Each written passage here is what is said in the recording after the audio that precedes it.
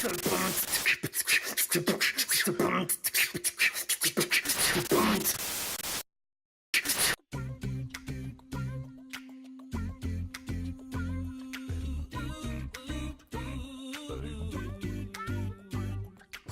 one of the things that I've noticed, subhanAllah, in my time of making da'wah and speaking to parents and kids and things like that, is that especially people who are grown up to be Muslim or parents that are brought up to be Muslim or whatever, a lot of times, I don't want to say always, but a lot of times parents tend to focus on the ritualistic aspects of Islam and just the halal and haram and all of that, which no doubt is part of Islam. The prayer, staying away from this, and this is halal and haram, that's part of Islam, no doubt about it. But Islam has two components. One is the spiritual side, right? And that is your connection with Allah, this iman that we spoke about, and that spirituality that we spoke about.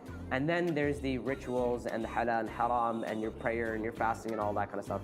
And I think as young people, we really need to show young people the spirituality of Islam and what it means to be Muslim, and even like the bigger questions. And I remember it's kind of like growing up, no one ever asked me the big questions. Like people often ask me, they said like, what took you so long to start practicing Islam? You were brought up in a Muslim household, like, or at least culturally you're a Muslim, there were Muslims around you. Why were you like 19 or 20 or whatever before you started practicing Islam? What happened? I was like, you know what? Just the simple question, like what I call like the big questions, like nobody ever asked me the question of, what happens after you die? Or are you ready to die? How long do you think you're gonna live? What is the purpose of your life? These are like big questions, and I think sometimes we shy away from asking kids these questions because we're like, they can't handle whatever. Kids can handle it.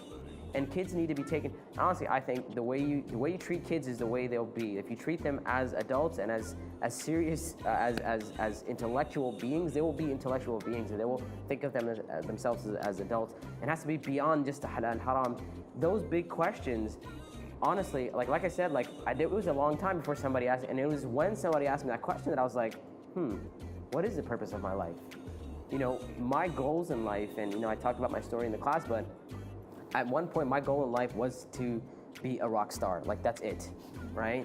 Until someone said, is that the purpose of your life? And what then? Like, if you become a rock star, what then? What happens after that?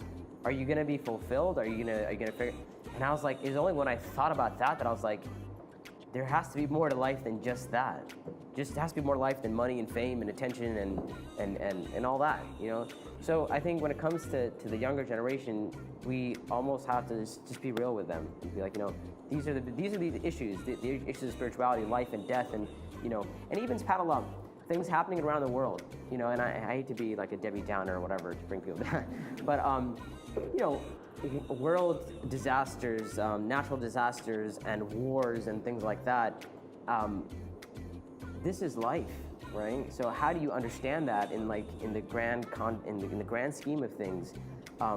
Even like a teenager, I think sometimes the way like teenagers live their lives, they just kind of like put that aside and like, yeah, whatever that's happening, whatever, it has nothing to do with me, so let me just go continue. But it does have something to do with you.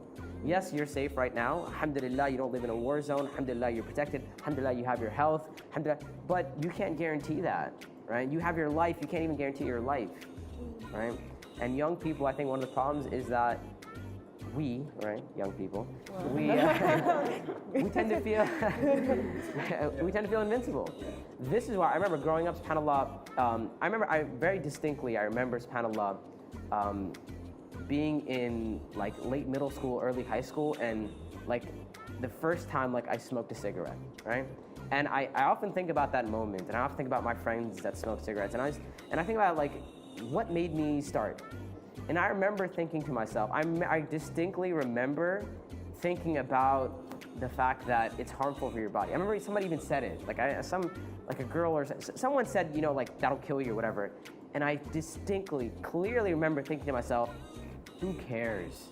By that time, I'll be dead anyway. Who really cares? I have my life to live, yeah, if I'm gonna die, it's gonna be later on. I'm young, whatever. And I'm like, that is the feeling that leads a lot of people into sin and this and that, and just neglecting the bigger issues.